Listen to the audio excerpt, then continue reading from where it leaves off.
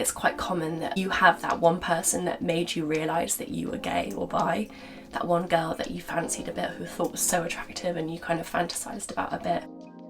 You can make this a real moment, so you can go to your bedroom, you can light some candles, you can put some seductive music, or maybe a bit of Sabrina Claudio. Hello my wonderful YouTube community, I'm actually so excited to film this video. How to explore your sexuality while in a relationship. I've just ran up the stairs. You might have a boyfriend, you might be so happy with that boyfriend, and I'm happy for you, but you might also be like, but I've got this whole other side to me, like I want to explore things with women, I find women really attractive, I really want to go there, or you might have all these thoughts coming up and it can be really overwhelming. You might have only just come to terms with your sexuality. I don't know how you choose to identify, or if you even want to identify with a certain label, bi, queer, gay, whatever it is. This video is specifically going to be covering exploring your sexuality whilst in a relationship. So basically not kind of cheating, not actually doing anything sexually with other people. But I've actually got some really useful tips that I have relied on because I've been in a relationship throughout my coming out process, and I've explored my identity and my sexuality. I would say that I'm bi or pansexual or queer or gay. Yeah, I've managed to explore that in a monogamous relationship, so with someone else, and you know, staying loyal. So yeah, I've got some very useful tips, some quite saucy, sexy tips too. So yeah, just get comfortable. I'm gonna really just go into detail. I'm going to be quite revealing, quite explicit. Anyone who is related to me, click off this video please. I'm sweating just at the thought of you watching. So my first way to explore your sexuality whilst being in a relationship, my first thing that I did that I think has that helped me the most, maybe like the second most significant, best way to kind of explore things and get a real release and really feel quite good about it, is by just talking about it with your friends, with people you trust. Sorry, getting lots of messages. I literally never get texted by anyone. So yeah, talk about your sexuality. If you're anything like me, you have not really spoken candidly about your sexuality for your entire life until recently. You haven't had the time to get excited about finding someone attractive, or talking about how pretty you find someone, or how attractive you find someone, or how someone's energy is making you drawn to them. Someone, I mean, of the opposite sex. You haven't just had that freedom to vocalise your feelings, which is the most liberating thing. I think there's so much emphasis on the physicality of things, of having sex with someone, of touching someone, but actually so much less emphasis on just talking about things. We're so obsessed with like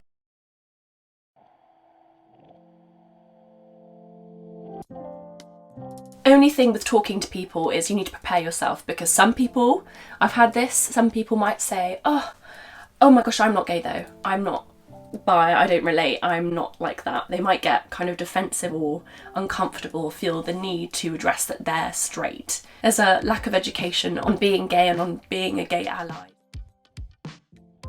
I came out to this friend and she made me feel so uncomfortable because she just said, oh, I'm not gay, instantly, as if I was kind of, you know, saying, do you want to get with me? And another friend said, oh, do you fancy me then?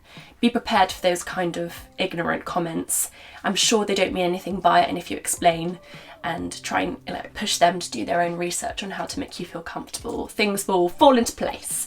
But one thing I will say is, don't only tell people that you think might be gay too, or people who are out too. Just go with your gut. If your gut's like, I really want to tell her, I don't think she's gay, but I just think she'll understand, and I think she cares about me, and I think she'll be kind, so I want to tell her. No, building work's happening outside. I really hope you can't hear that. I've told people who were straight, and me coming out to them has helped them come out to me and other people. So you might actually encourage a bit of a ripple effect in your friendship group. Since I've come out, I have I'm not saying that I've instigated it or influenced people, but I've just seen a lot of my friends also address their sexuality too, which is so exciting. So when I say talking about it, maybe do it, you know, on a walk as opposed to in a coffee shop where everyone's overhearing and listening. I know that I still get a bit embarrassed. There's a lot of internalized homophobia and shame that you might be unpacking. I'm still doing that now, and I've been out for a while, but I still struggle with shame, and it's okay.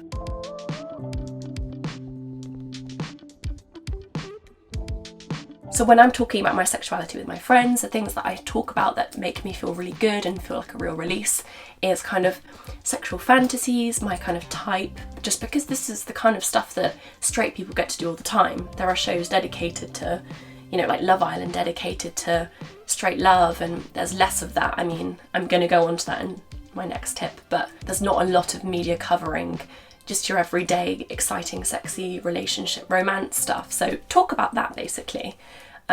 Talk about your first same-sex crushes, all of that kind of exciting stuff. I really hope you've got someone to talk to. But if you don't, you've got this community. Comment down below, I'll talk with you, and I'm sure other people watching this video will talk with you too. I'm so excited, I'm like sweating. I would have so benefited from this video a few years ago, like so much, because it's so overwhelming being like, okay, I'm in a really healthy relationship right now, which I don't want to leave, but I've also discovered this brand new thing, not discovered, but I've come to terms with, and I've realised that I've had this thing bubbling away for so many years, and it kind of feels like it wants to burst out of me now, but I can't do that because I want to maintain my quite happy life and a happy relationship.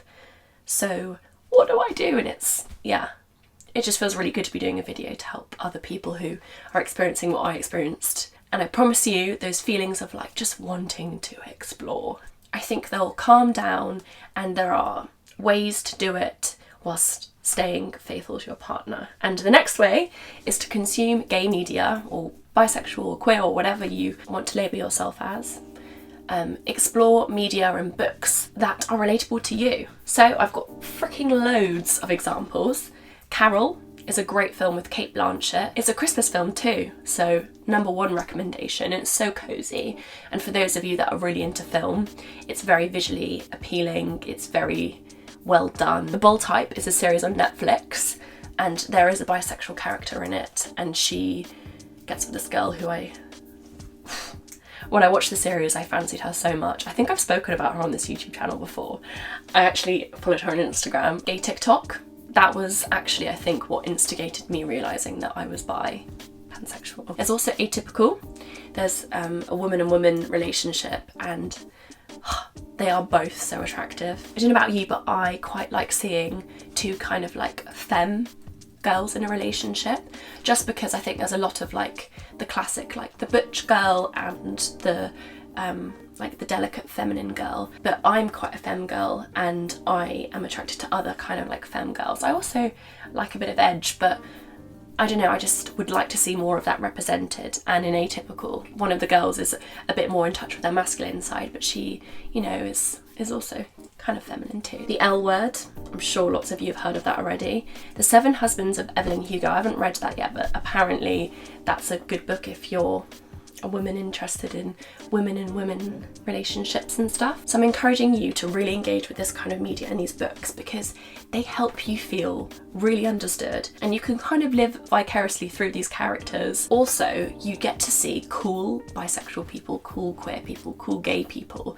which a lot of the time you're not surrounded by when you're growing up. Like, for example, growing up, I thought being lesbian was uncool and weird, and you know, there was a person at my school who was lesbian and everyone called her weird. She was the brunt of a lot of jokes. So I think that's why you build up this shame, and it's really hard to let go of it, because lesbians are used to make people laugh in like a lot of media. So in Friends, for example, Carol and Susan get together and it's kind of joked about a lot in Friends. And you never knew she was a lesbian. There's a lot of shame, and I think that's because of the ideas that we've been around. But if you engage with this kind of media like Atypical, the Bold Type, the L Word, then you start to feel quite proud of being different, of being gay, of being queer, of being bi, because there are cool characters that are relatable, that dress cool, that you think are pretty. So it helps you turn that shame into pride. Also, talking of pride, I went to Pride last year and I felt so cool being gay, being queer. I don't really know how to identify it at the moment, but I felt so cool being there and being like, yeah, this is my community. And I went with my partner, who isn't part of the community, but I think he was like, wow, this is so cool, like everyone's so cool. And I just felt for once like no shame. I just felt so proud, and I wanted to be like, yeah, we're gay, and scream it. And yeah, it was just really nice. Let's move on. Okay, I'm actually really excited about this next suggestion.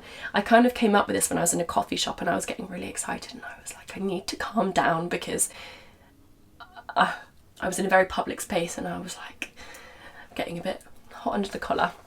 So my next tip is to write a short erotic story. So you're in a relationship, you can't be exploring things sexually, but that doesn't mean you can't be exploring it in your mind, that you can't write a story, that you can't put yourself as the main character, that you can't put the love interest as the person that made you question your sexuality. I think from consuming gay TikTok and like watching lots of gay content, I've realised that it's quite common that you have that one person that made you realise that you were gay or bi, that one girl that you fancied a bit who thought was so attractive and you kind of fantasised about a bit. So I think if you do write this short erotic story, you could have that girl as like your love interest and you could go into so much detail, talk about how you guys met and make up a situation.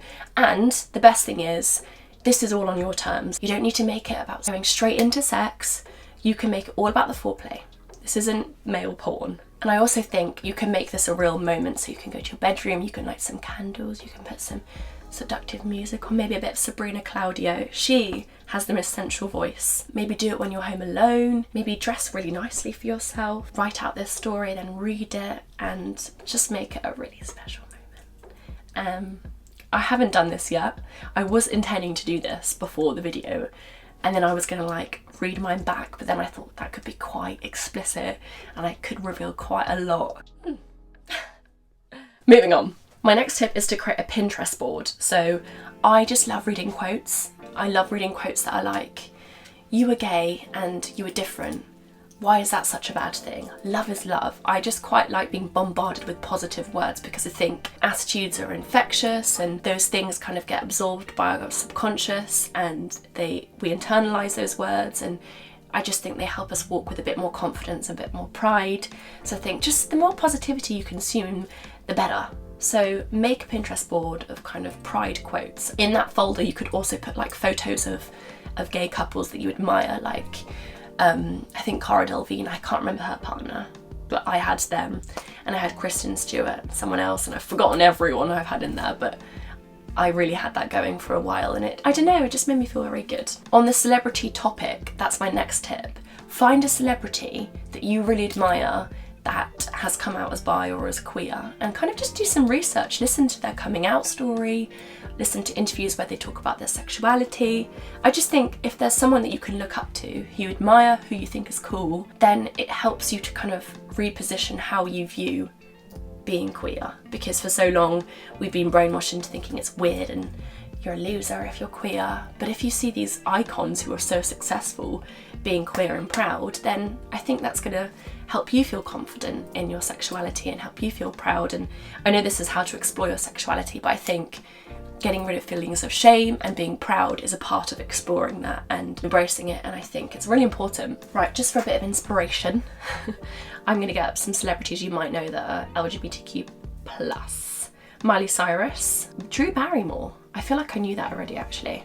Who else have we got? Fergie from the Black Eyed Peas. Cool. Kristen Stewart, I think a lot of us knew that. Oh my gosh, that's made me want to watch Twilight so bad. Such a comfort film. Angelina Jolie. Ooh, Amber Heard's on here. I'm not sure she's someone to look up to anymore, but I don't know about that whole shabockle. I think a lot of us look up to celebrities nowadays. They're kind of the picture of success. So if the picture of success also involves kissing other women, it just makes you feel a bit better that you want to do that too. So yeah, just do some research, read. To be honest, reading is the best thing you can do, educating yourself. Okay, my last thing is some positive affirmations that you can repeat every day. I think, again, our subconscious is always listening, so internalising these positive words are so important and useful, and we have so much internalised homophobia and shame, and it clouds us all the time. It makes us feel like we can't tell other people, we can't speak about it openly, which makes us feel like we have to restrict it more, and then we want to react more and we want to, explore things more. Positive affirmations that you could repeat. I am wonderful the way I am. I am confidently bi, queer or gay, or whatever you identify as. And also, I know I've said a lot of labels in this video, but Remember, you don't need to put a label on anything if you don't want to. Equally, don't feel ashamed about labeling things or about changing your label. I realise that having a label can be super empowering for some people. Yeah, I want you to know that you are not alone. You are one of many people that will watch this video. You're one of many people that will feel this way. You are not alone. So many people can relate. Please comment down below. I really want to get a conversation started. I think the LGBTQ plus community is, so I think now is the time to comment down below and just share an experience, or share a book that you really like, or a program that you really like. Please like, share, subscribe and comment, and I'll see you next week with another video. Oh, and if you really like my videos, hit the bell to get notified when I post. But I do post every week anyway, so.